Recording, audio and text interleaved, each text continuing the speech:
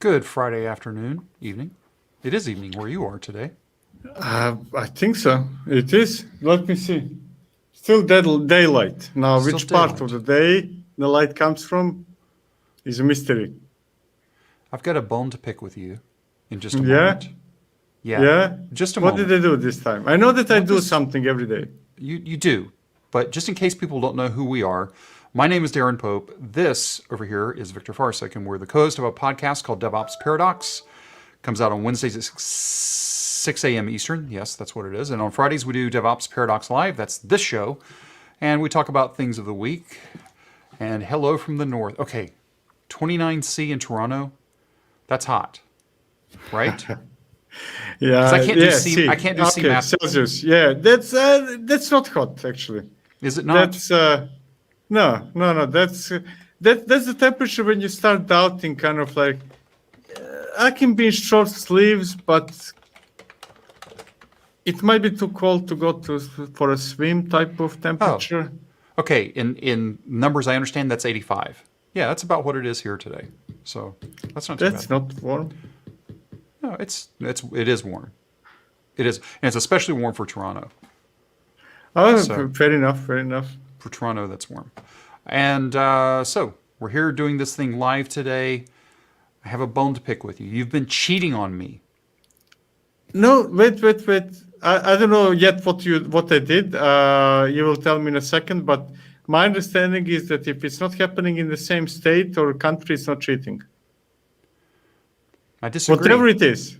We're in a global economy. It's cheating.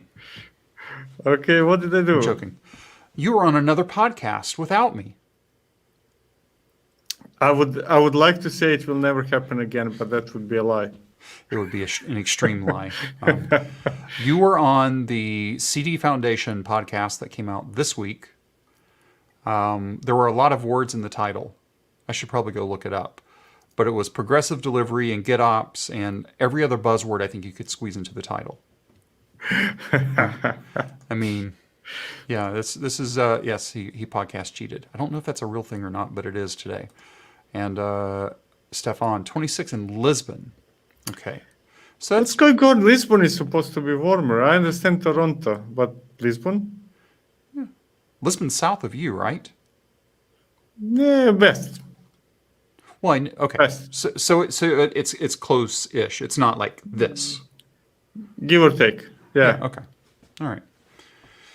So if you haven't listened, if you're not tired of listening to Victor yet, I would recommend that you go listen to. In fact, I'm going to look it up over here and then I'll pull it up on screen because it was actually pretty good. I just had to keep reminding myself. Wait, I know him. I've heard this all before, but you said some things differently. Here, let me just share it up this way. Where are we? Here we go. It was called Combining Progressive Delivery with GitOps and Continuous Delivery. I don't know that you could have squeezed in any more possible buzzwords in that title. Can I tell you a secret?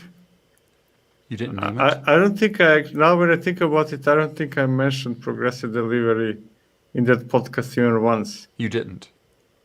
I wasn't really paying attention to what's the title of the podcast. Oh, wait. You had a title before you went on? Yeah, I did. And I'm pretty sure that they sent it to me, but I don't think I ever bothered to take a look. Okay. So if anybody else wants to do something with me, now you know what to expect. That's how it works.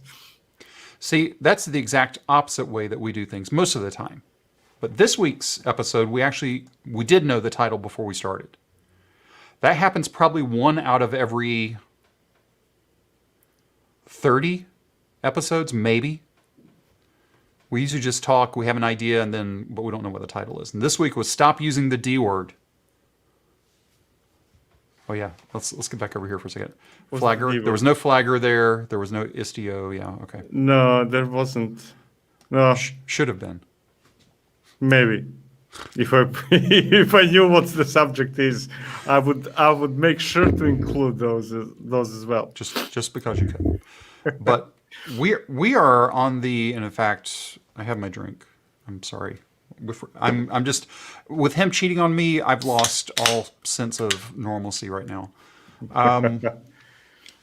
Stop using the D word. Stop using Docker. We're not saying stop using Docker. We're just saying stop using Docker when you're referring to images and containers. Yes, it's not Docker image. It's a container image which can be built with Docker or probably 57 other tools. 57? You keep using... Okay, here, let me go back. I don't So you know. keep Is using that the a 57. number that... maybe that's a number that's stuck in my head. It's I a number probably do that you made up. 157 as well. Yeah. Okay. So here, do me a favor. We're going to go fourth wall here. Do me a favor. Look at the lens. Oh, yeah. Thank yes. you. Okay. Give me a right hand up. Like, give me a point. Give me a point. Give me a left hand up. Left hand and do something. Okay. Thank you. All right, that's good. All right, now we'll go back to the show now. In case you're trying to figure out if you're looking at the thumbnails this week, that's where that came from. I'm trying to teach Victor how to look at the lens instead of looking at the screen because he doesn't need to look at me. He has headphones on. He can hear me. Unless he's reading my lips, and that's the only other thing that I can figure, but I talk so fast. I figured it out for the non-live videos. I just don't have a monitor. I just have a camera, nothing else. And then it works. Well, yeah, but that's fine. It's what it is. So anyway, if you haven't listened to this week's episode from us, you can listen to his too if you want to with CDF. We went off on a rant, but it's not that big of a deal because even I said, well, if I'm always using Docker and everything's in context of Docker, I don't mind using Docker image. I know I'm doing it wrong, but if it's completely Docker, then it's semi-right, even though it's still wrong. Yeah, Right? you build container image which is you build a container image using Docker, but that's too long. Exactly, but whatever. Image. Just call it an image. Do we have any other type of images today that is not included in some legacy something? Oh, not okay. Yeah, lots of legacy images, but not a new Yeah, image. of course. Yeah. Yeah, image. Yeah, no. Right now, a container image is, that's pretty much it. Maz, how are you doing? Good to see you. Now, in your day job, I saw a video about Kyverno. Did I? Or am I dreaming that again? I did the Kyverno, that was now company channel about. Yeah. So yes, I did publish it yesterday, I think. Yeah, I think it was this week. Again, everything blurs still, even after 18 months. There were a couple of fixes here. Something that looked pretty interesting to me was this duration operator. Mm-hmm. I'm assuming you haven't even gotten to that one yet. No, I haven't yet. Because you probably just did it off of 141. Do you remember? This is cool. Yeah. Yeah. So I can see how this is useful. What would be the use case for this one? I mean, simply, it's similar, or at least I'm imagining it's similar like with metrics. Like, right, if you collect metrics, let's say Prometheus, and you want to do something, let's say scale up if the response time is above half a second, I'm imagining now figures, you don't want to do that when the response time is over half a second. You want to do it when it is over half a second for a certain period of time to avoid flukes, right? Temporary spikes. And I'm guessing that that's what's going on with Kyverno. Yeah. I might be wrong. Yeah, who knows? I want to go back. Stefan brought up something here. Should Dockerfile be renamed to image file? I vote no. No, it's been used a lot, and it's standard. It just happens to be called Dockerfile. Yeah, because the 57 tools or the 157 tools that you were just referencing all use that anyway. It's simply the name of the format for defining images. So it is Dockerfile. It is truly Dockerfile. Now, if you build the image based on a different specification, then that something shouldn't be called Dockerfile, of course. Just like if you build with something that is not Docker, then you're not building with Docker. Yeah, I think if you were to do anything, it would be OCI file, right? Logically. Yeah. Yeah. LCI file. Yeah. Or, yeah. Okay. Whatever. Kyverno now supports Kubernetes connect operation. So I don't know what that means. Do you know what that means? Did not try it yet, this release. Okay. We'll look at that. And then alpha support for cosign, which is good. Nice. And then metrics redesigned to deal with cardinality growth. Big words. Fix ensures that the infiniteness cardinality associated with metrics is taken care of. Does that mean they just truncate it? I have no idea what it is. I need to like run that through a translator. Translator. Are you smarter than a third grader type level? Because that doesn't make any sense to me. Yeah. And then variable substitution. Oh.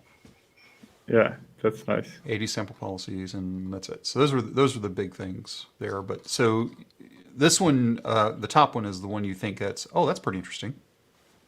So I keep seeing people comparing Kyverno against OPA. And we've talked about comparing it, but it's not a fair comparison, I don't think. I mean, depends how you take it. So Kyverno is going against the same market like OPA Gatekeeper or Styra. So, I mean, they're all managing policies in Kubernetes or outside Kubernetes. So it is somehow a fair comparison. The major difference is that OPA, I mean, there are many differences, but OPA is let's say a standard that can be implemented by many other tools, while Kyverno is a product that has its own language of sorts. I mean, it's YAML, right? Yep. Okay. Now, Kyverno just came out with 1.4.2. And before that was, could I guess, 1.4.1? 1.4.1. 1.4.1, yeah. So we can see that 1.4.1. But I saw a post this week that sent me off to a Twitter stream, and why companies don't just patch. And this was a Twitter stream by Travis McPeak, and the links to all this will be down in the show notes afterwards today. And everybody knows that patching is in the top 3 most impactful actions for security, right? CVEs come out, you need to patch them, in theory. But the question is, why not just apply them? And there's a long thread of why this is true. And well, we're here, so we'll just leave it. Patching impacts stability. Companies don't know all the systems they have. Keeping an updated package inventory is hard. Brett's stream yesterday talked about this a little bit. Not every image that's built that exists is rebuilt every time something is updated. No. Right? It's just not. I mean, I don't build my images that way. I don't go back and build all the old images again. Yeah, exactly. Even the specific image that you are building, you're not building necessarily all the layers of that image. Yeah. So, and patching in place causes downtime, very, very possible, and it just keeps going on and on and on here. I want to go back here to what they did is, okay, why not to patch, whatever. Speak, I need to go for a second. I'll be back in a minute. All right. So he'll be back momentarily. What to do? Build as much of your infrastructure on top of a golden image that is regularly patched, registers that the system in the inventory, and collects information. That makes sense. Move to continuous builds and deployments. You know where we stand on that. It's interesting about set and track KPIs about average age and oldest age systems. Most people should do that already, but obviously not everybody is. And then clear expectations and context about patching. Like many people are used to the patch weekends, right? It's where it's yum-y yum-y update, and then sudo reboot, right? And happens once a month, just because. And we're going to be doing a podcast episode about this. Because one of the things that we were talking about before we started today was if you are risk averse in patching your systems, then you should never use Kubernetes. Ever in your life. Period. End of story. But then the whole premise that you're not patching because you're risk averse is kind of silly. Because if you look at the patches, most of them are made because there is a security risk that you want to patch. So Exactly. Yeah. not removing security risk is risk averse. Sounds strange. It is. It's dumb, but it's like, okay, well, it's running, it's inside my private network, so I am not at risk of having that security exploited. Can I tell you one thing about crypto miners and everybody getting hacked and the ransomwares? Yeah, but the whole point of the way how they work is by exploiting known vulnerabilities. That's how it works. And the older something is, the more of those exploitable vulnerabilities there are.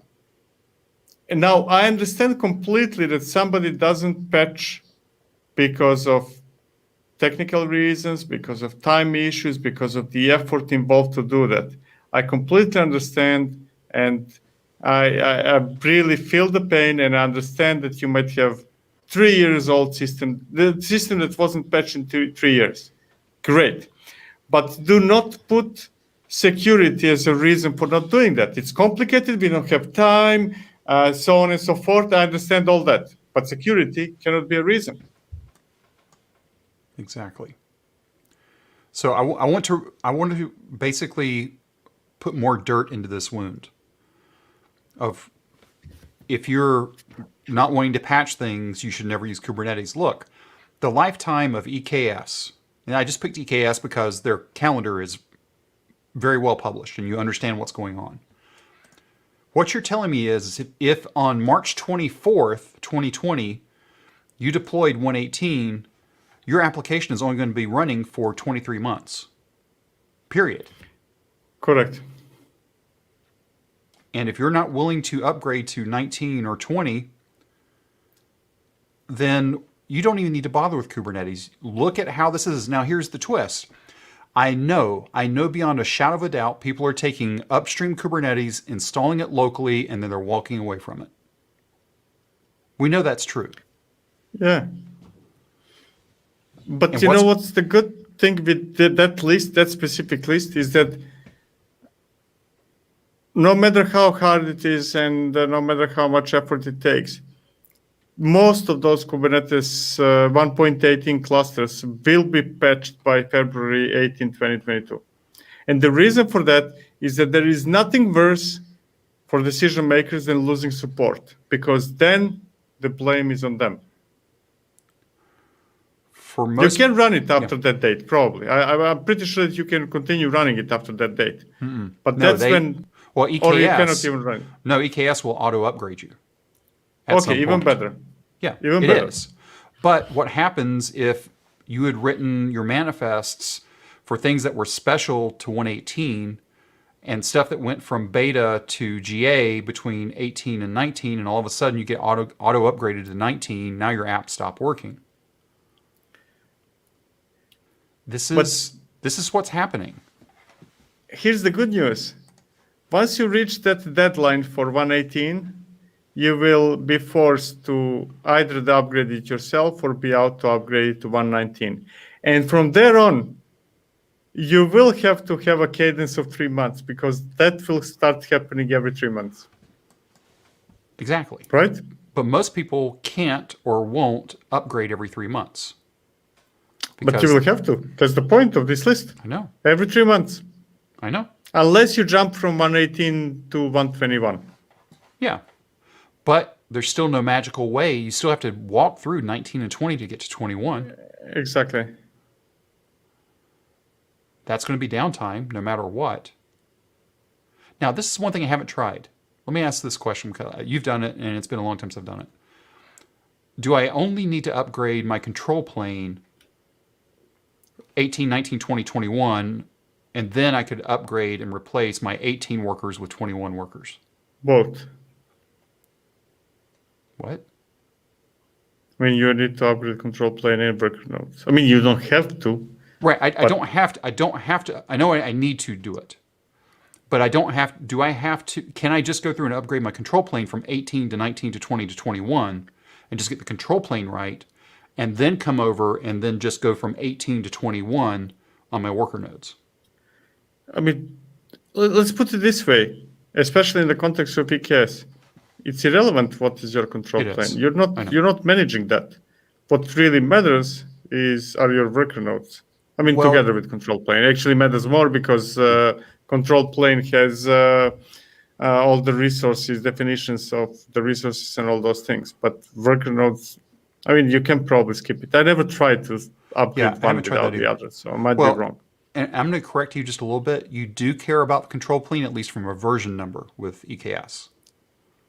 That's the only thing you care about. It's like you pick the version, but you don't care about the actual infrastructure behind it. I want to get over here to a couple of comments that came in. We can't patch because our base images are 3 years old. If you haven't watched Brett Fisher's stream from yesterday, you need to go watch that. I've been saying that a lot recently. He goes into this whole concept of keeping images updated, and some do and some don't, most don't, is a big deal. Updating the base image breaks the code in apps. Yeah, is that Alpine based? Just out of curiosity, I have a feeling it might be. Why not run latest? Redeploy quite often? Yeah. Yeah. I mean, it's easier. That's the policy, is that it is relatively easy to upgrade from one minor to another minor version. Now, if you wait for 3 years, I guarantee that the work involved to upgrade after 3 years is probably bigger than the combined effort to upgrade every 3 months. Again, we're going to do an episode on this because I want to talk more about what people could be doing, should be doing, because I'm not going to say it's easy and I'm not going to say it's simple, but it's also not rocket science, I don't think. Unless we get back to G's thing here, to where every time the base image gets updated, the apps and code break, because then the blast radius is larger. So and that's a problem. Here's the real problem, is that when we're talking about large systems, they're still very often mostly manually managed.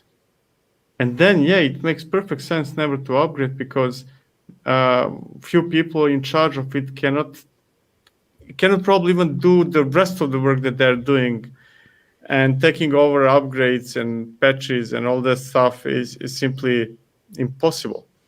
It's usually a sign of, when you Gordon, I would like to hear your kind of what you're saying, but being 3 years old means that most likely you don't have automation you should be having, you don't have tests that you should be having, and all those things. And then it's a lot of work. Yeah, because to me, this is Dependabot to me, right? Yeah. If you had Dependabot where Dependabot does its Dependabot thing, all of a sudden the new images get built and the tests around them either pass or fail, then at least you have not necessarily confidence, but you have at least a little bit of a warm and fuzzy that it looks like it's okay. Yeah, and now I'm going to link it to the talk you mentioned before with CDF, right? If you have some form of tests, and if you do employ some kind of rolling updates, maybe canary deployments, you just upgrade whenever there is something to be upgraded or patched, and you should find out if there is an issue and roll back. It's relatively easy. Yeah. Well, if we start today, yes. It's not easy if we started in the past. That's the problem. Yeah. Okay. That would be the other thing. So I'll need to listen to this episode to figure out how to help us walk through the one that we're going to record, because we could probably talk about this for hours. Oh yeah. Oh yeah. Okay, so let me ask this question, and then we'll move on. So we're talking about our apps, we're talking about the image here. How would this apply to our software-defined infrastructure? I haven't really thought much about it because I've just been thinking like, oh, base image is old, app doesn't run. But what Infrastructure like EKS, would that count as infrastructure? Yeah, EKS in this case, it's very true. I mean, Yeah, you have staging environment, right? You have staging cluster, or whatever you call it, right? Yeah. And that staging cluster exists for the purpose of testing your stuff. Upgrade it. Then if the next time you run tests, you don't even need to test. You can just upgrade staging, forget about testing, forget about anything. And the next time an application is deployed to staging, it will pass the test or it will not. And if it doesn't, then there is something for you to do. And if it does, then you do the same thing in production. Right. And if it does pass, there still may be something for you to do that you didn't have coverage on because the underlying upgrades caused other issues that weren't exposed. So you can't, just because it did work doesn't mean that it's going to work. No, the but probability is higher, but that's what we get paid for. Right? And that's how we build automation and testing and this and that. We build it partly by predicting, hey, I need to have this test. Oh, I need to automate this. But in significant part, those things are built by discovering an issue that sneaked in production and saying, okay, I need to do two things. I need to fix it, and I need to make sure that I discover that issue the next time. And then your system or reliance on your system, on your automation grows. That's how it grows. Yep. Okay. So we'll be recording that at some point. It probably won't come out until October or November because we're ahead on recordings, but I'm behind on editing, which is good. By the way, we did a recording yesterday and I lost internet twice, and that was bad. We haven't lost internet today. I'm going to try to beat the storms. We'll finish before the storms come through today. We got 2 tools this week. Vidi. Okay, I understand the whole Go community liking the whole Gopher thing. I don't understand this one. Do you have a clue? You're muted if you're talking. I have no idea what it is. It looks like It's it's a full Gopher. of needles or firecrackers. Well, here, let's see. It looks like he has probes all throughout the head, and then they're putting eye drops. This almost feels like... I know what it is. Okay. I know exactly what it is. Okay. Clockwork Orange scene. Oh. Have you seen Clockwork Orange? Decades ago, If you- yes. So there is a scene when they put him into a chair, they keep his eyelids open all the time, and he's forced to watch some horrible movie for days until he's cured from any violence. Okay. So that's what this is. Maybe that's why they called it Viddy, to maybe video or something. I don't know. But it's a modern watch command. We all like watch, right? It's sort of like... Oh, yeah. It's like, anyway, here's what it does. So run your normal command every second, kubectl tree deployments or deploy app. And you can see the whole thing. Here's the command, here's the status, whatever all this is. Now you might say, okay, that's interesting, but okay, whatever. You can see history. Is that cool or not? I don't know. Maybe it is for you. But here we go. It's basic watch command. I'm starting to doubt whether it's cool or I'm going to use it for a few days and then say too much info. I just want... Right. So it's Watch. so standard watch, time machine mode, so you can rewind it. I'm not sure how you go back to the, well, you can go to the past and then go back to the future, but you can't be from here and go to the future. Now that would be a cool Go app. From this point in time, roll forward for me. Output Vim-like key maps and whatever. So this looks pretty interesting. There is a tap for it, or it's not even, yeah, there's a tap for it. It's only good for Windows, excuse me, Mac and Linux right now. I don't believe there's a Windows option today. Or did I miss it? Yeah, I don't know. I mean, there is a Oh, you're right. compiler, Here it is. so it might be. You were. There you go. I know everything, Tarim. Vidi is a NADSAT word. What is NADSAT? No idea. Okay, maybe something else here. Let's do this. NADSAT. Let's see what NADSAT is. Boy, I hope that's okay. Is a fictional register or Argo used by the teenage gang members in Clockwork Orange. Okay, too many big words. That's what okay. And then credits and whatever. Okay. New release just came out yesterday. All right, there you go. So new watch if you want to do something different. Now, unlike this one, which Victor didn't like a whole lot, this one is called Mani. It's a CLI that helps you manage multiple repositories, Git repositories specifically. So unless you're working in a mono repo, and who loves mono repos? Not me. Not me. Google does, and a few other people I know love them, but in general not. But what's a pain is if you're working on a bunch of microservices and you're having to check out a bunch of repositories, that's a pain. Mani makes that simple. And it doesn't have to be microservices. It could be anything that's just multiples of something. Nice. So what you do is you specify the repository and the commands in a config file, then run the commands over all the subset or repositories, and off you go.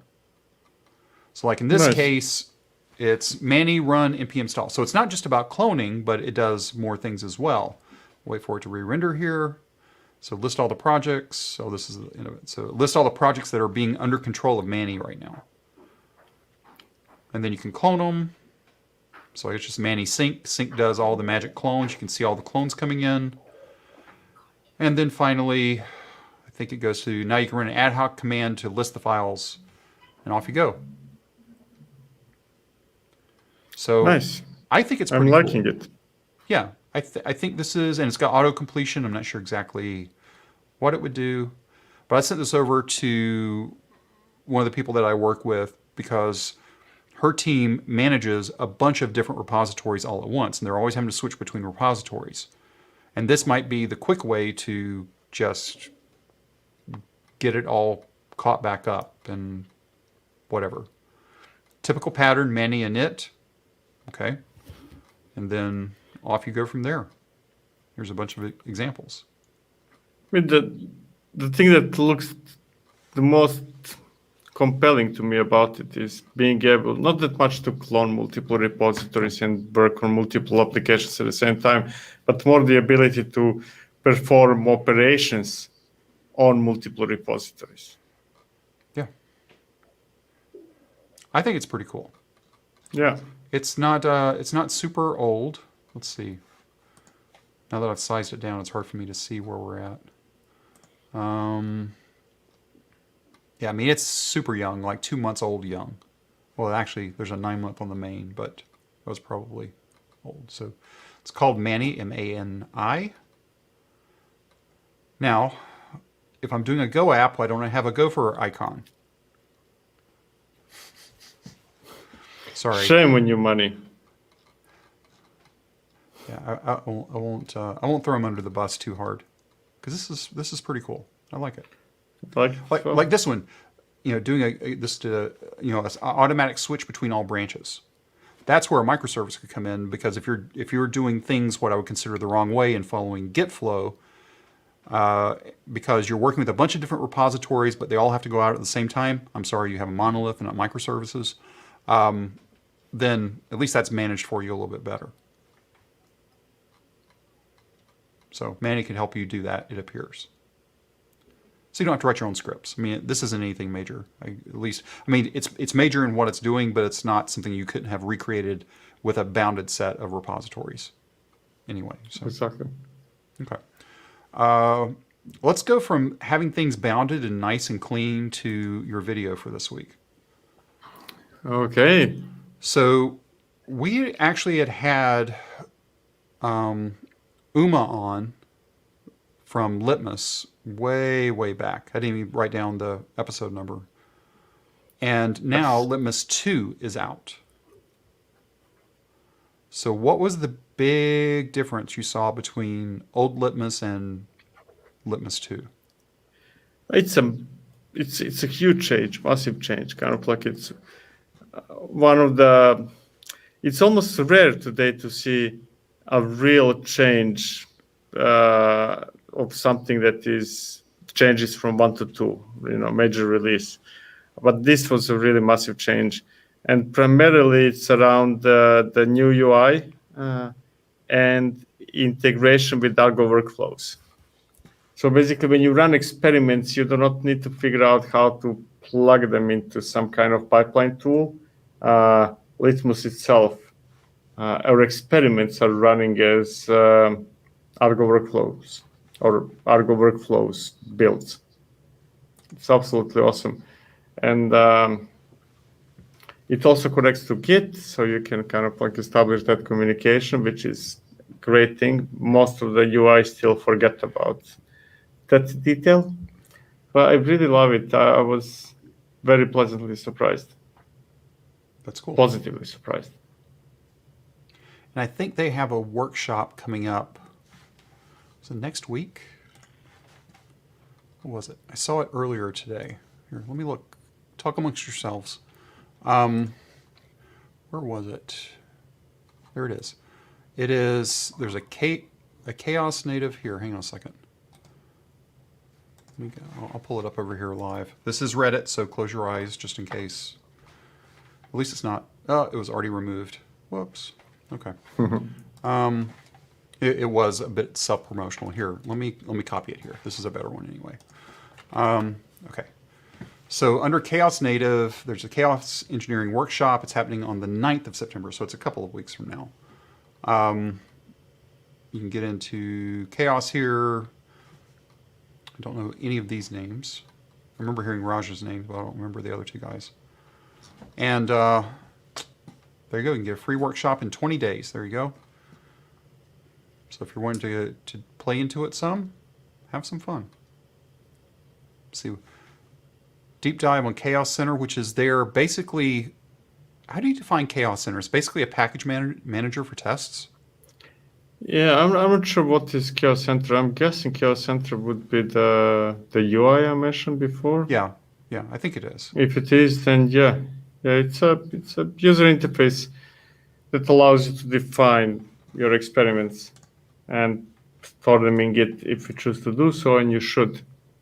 Because the problem, and I'm now talking about Litmus exclusively, the way how it works now, is that it uses Argo workflows, which is a great choice, thumbs up for that. But if you take a look at the source code of the pipeline you need to build for a single experiment, it's horrifyingly complex. I mean, that's basically, I have the same complaint about Litmus with Argo workflows as for Argo workflows or Tecton alone. They're too complex for end users to use them directly. And but extremely good. So I think that it's an excellent choice to use one of those two as the base of everything. But without the UI that allows you to create the pipelines, it would be too complicated. It wouldn't be worth it. The investment, it would not pay off. And without being able to store those manifests in Git, I would start screaming how this is yet another UI that nobody should use. Wait, people shouldn't use UIs? If they change something at runtime, no. No. Okay. That's how it is. Yeah. So it was actually a pretty quiet week this week, and I think it's still going to be quiet up until KubeCon, which is when? Yeah, a few months from now, October, I think. Is it that long? Yeah, keep October. forgetting It the should be date. October. October 12th through 15th. Yeah. It's into holidays, I think. That's what it's amounting to is you're getting close to actually heading back to your normal place, right? Yeah, probably in a week or something like that. So I think that's what it is everybody's still on vacation, right? Everybody's still on vacation. Everybody's somewhere. Well, that's good. I'm glad everybody is somewhere. That's a good thing. By the way, if you haven't joined up in the Slack workspace, that's scrolling down below. You can join up there, no cost. Go hang out.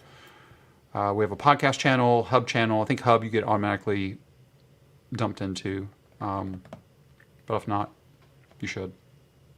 I haven't looked at that. What else is going on? You have another stream in about an hour. Correct? Yes, hour and something from now. So why don't you tell everybody about that real quick, just in case they're interested in seeing what that's going to be about. Yeah, so it's going to be in the Upbound channel. Go and find it. I know you can, I know you know how to search for things, especially in YouTube. So Upbound channel, the company I joined recently, and it is going to be about the improvements we are making in crossplane compositions. Now, if you don't know what crossplane is, shame on you. If you don't know what compositions are, go and watch the videos on DevOps Toolkit channel, and you have 1 hour to get familiar with crossplane and compositions so that you can join the webinar.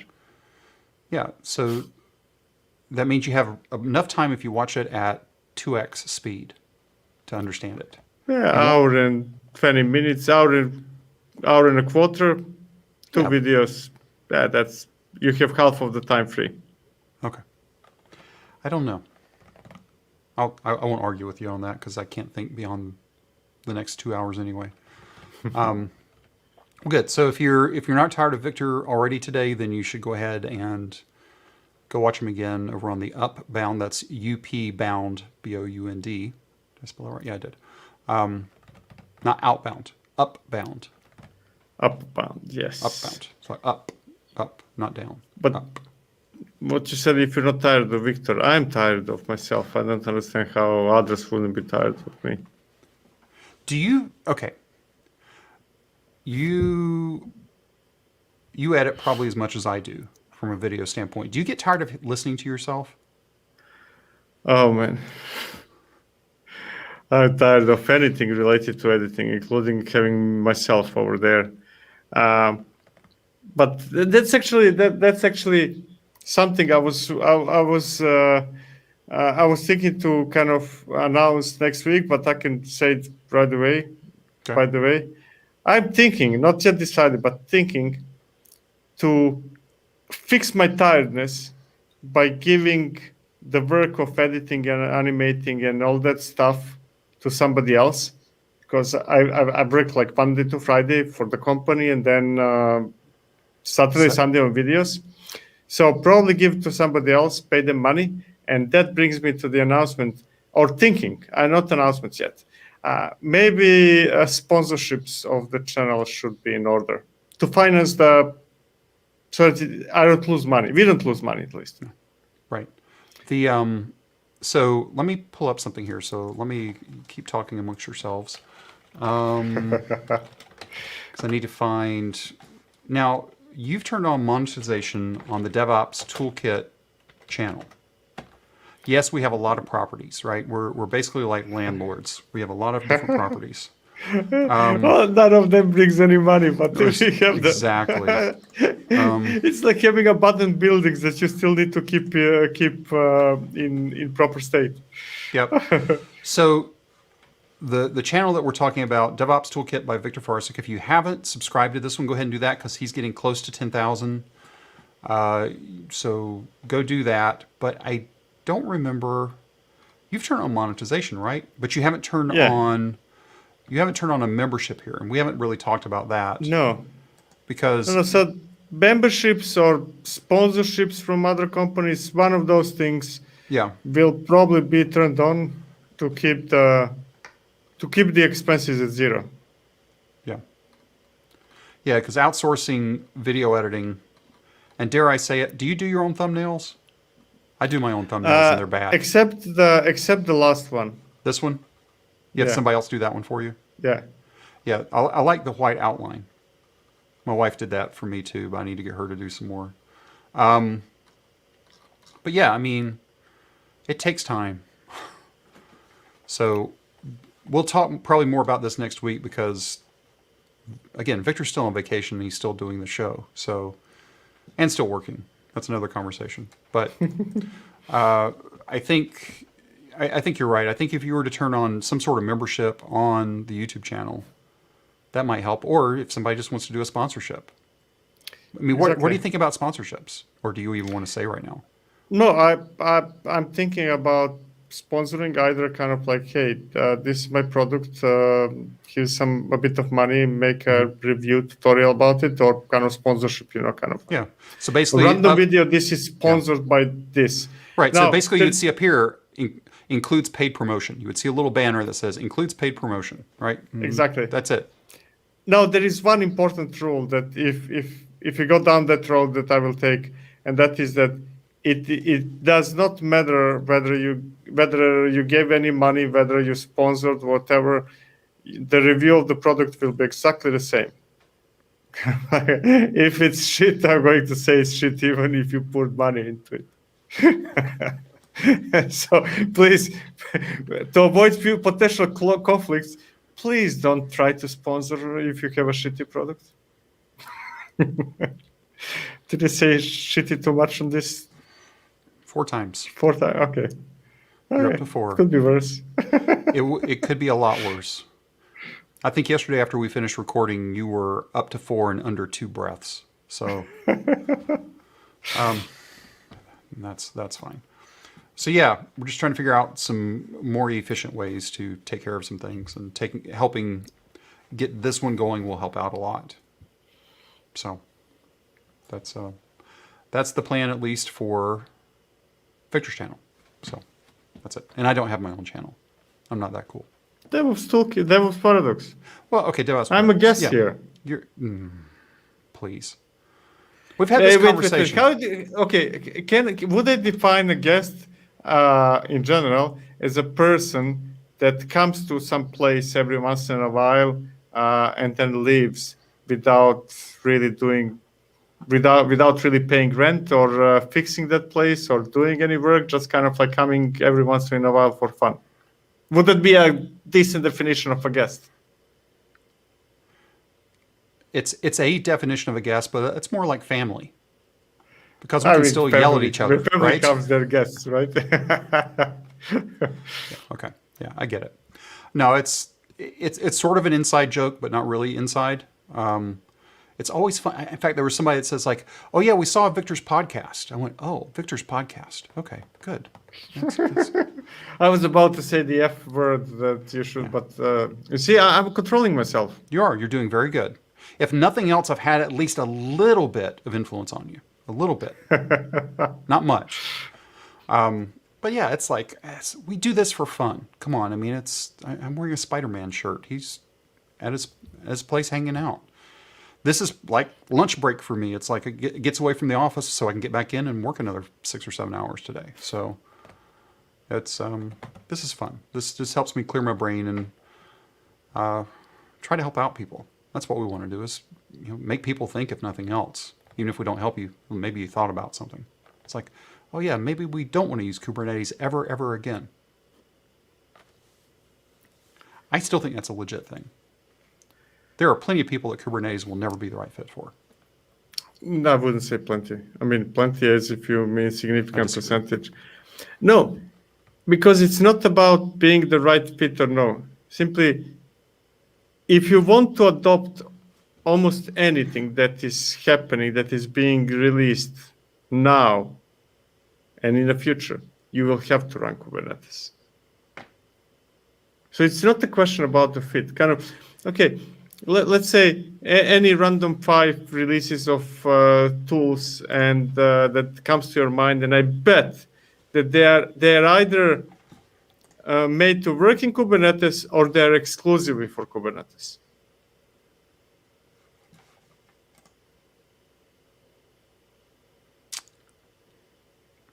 It would be kind of like same like if you go back in time and say, hey, virtualization is not going to be fit for many. I mean, it is not fit for all, but for many. And now with this hindsight, we would say, yeah, but it doesn't matter whether it's fit or no, because you would not be able to do many of the things that we assume that take for granted today. Because many of the infrastructure related things, especially now if you talk about cloud, they're all built around the virtual machines. So at one moment, it stopped being a choice for many, not for all. Just to clarify, there are legitimate reasons not to use virtual machines, just as there are good reasons to not to use Kubernetes. But they're diminishing. I'll buy diminishing. There will still be I'm still saying a very measurable percentage. Oh yeah. Just not a small percentage.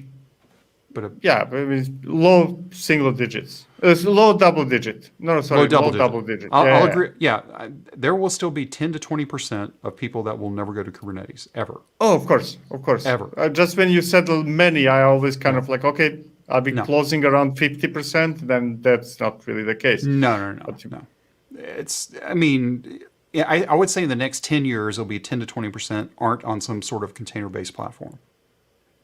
And just to clarify, I'm talking about new stuff, not legacy. Correct. So legacy kind of, if you include legacy, then kind of like Kubernetes will not reach 50% probably during my lifetime. Ever, yeah. I'm talking about new stuff. Yeah, I agree with that. I've thought about this, doing a podcast on how to do podcasts. That would take about 2 minutes. It would be so boring. I can be the host, and then you be the guest. Does that mean you edit it? So sorry, I have an urgent call. I need to go. Yeah. I did that when you edit one video. Ugh. I wish I had your skills for editing videos. It's like, even though I'm editing videos every day, it's like I do my 3 things, and that's pretty much it. Somebody came to me the other day. It's like, hey, can you reproduce this for us to look like this? And showed me the other video. I was like, nope. That is... But the bulk of the work in video editing is actually, I'm pretty sure, almost the same as audio. I look at the audio much more frequently than the picture when editing video. All right, so I will give you one of my tricks. I don't know if you do this or not. So for me, I'm listening to audio at 2x. So that's how I edit all my videos, is at 2x speed. And just because I've trained myself now to do that. And I don't ever look, other than making sure I put in like, the Twitter banner or something, coming up and trying to get those things lined up. But otherwise, I'm really not looking. I'm listening. Because I know people are listening to videos just as much as they're probably watching them. Yeah, me for example, I have YouTube almost all the time, and I rarely look at it. Exactly. So as long as it sounds good. In fact, I was watching somebody's video the other day, like actually watching it, and I turned my head away. I was just listening, but then I turned around to watch it, and it was jump cut after jump cut every like 2 to 3 seconds. So you would see the person sort of like this, but it sounded great. It was very coherent from an audio perspective. So yes, I'm still audio first, but I'd like to be able to do good video, but I just don't have time to learn how to do that yet. I'll teach you. I would like learning is easy. Learning's easy. Takes time. Doing it takes time, but having the hardware to do it is also very important. When I open up an editor, and then all of a sudden my machine goes to 80% CPU, just opening the editor, it's like, okay, this is gonna be a slow day today. And man, if you ever consider M1 is killing it, I know, cheapest one. So I will tell you my M1 story, and then we'll wrap up for today. I am holding out for a couple of reasons. One I won't say, but the other reason is I want to see if there's any announcements in either September or October. It's coming most likely in October, M1X. Exactly, whether it's an M1X or an M2 or whatever they're going to do. So I'm holding out until then because I'm close enough now. It's like I put up with it for this long. I can wait a little bit longer.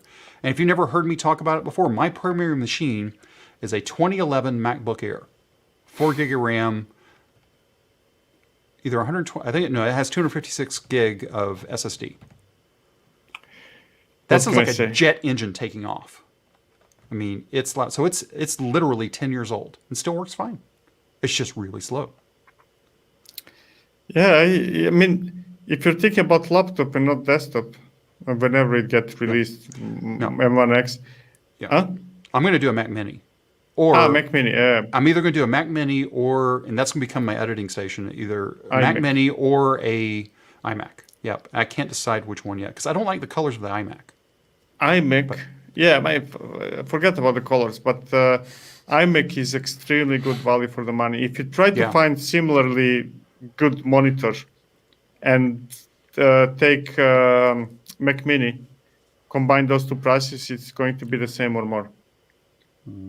Really? Amazing monitor, amazing.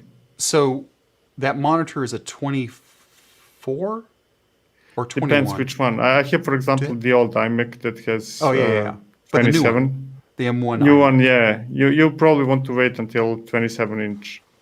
Yeah, I would want to wait for that. It was funny. I was having people. It's like, hey, I need you to get me higher resolution screenshots of what you're doing. I went, all I have is a 1080p screen. I can't get anything bigger than a 1920 by 1080. That's all the real estate I have. And I went, oh, you don't have a 5K monitor? No, I don't have a 5K monitor. I don't even have a 4K monitor.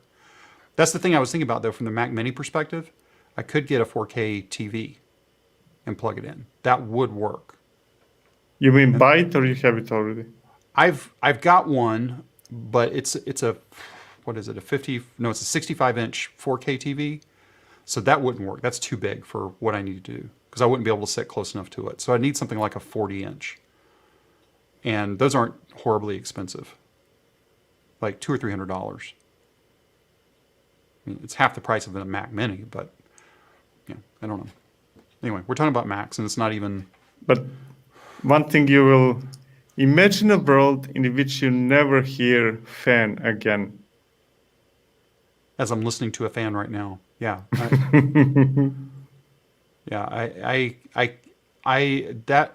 can't imagine that because I have a bunch of Raspberry Pis running.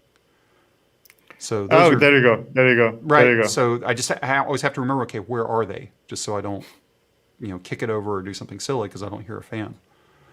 But yeah, a lot of my production is based on Raspberry Pi, which is sort of strange. Not editing, but the other parts of production. So yeah, well, I guess we could do a podcast about podcasting. I don't know. Maybe we'll save that one for a. I would say save that one for a big number one, but our big numbers are always with Patrick. So, which we're still a ways away from. We have another. Patrick probably won't show back up until February. I think is when his next one would show up, because he's every 50 episodes.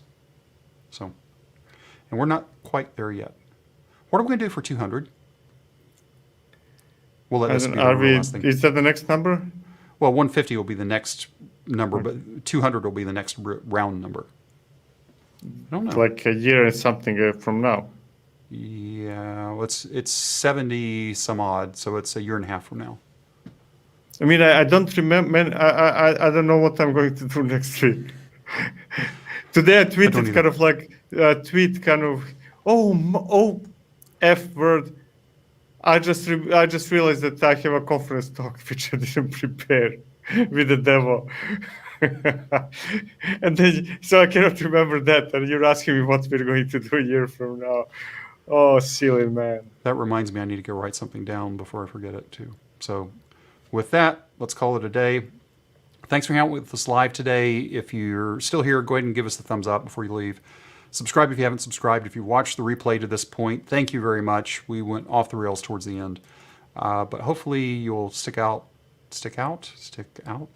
Hang out with us again next week. Whew, I need caffeine. And we will talk to you again soon. Check out the podcast coming out on Wednesday, again at 6 a.m. Eastern Time. We will talk to everybody again next week. I'm looking around trying to find the button that says go.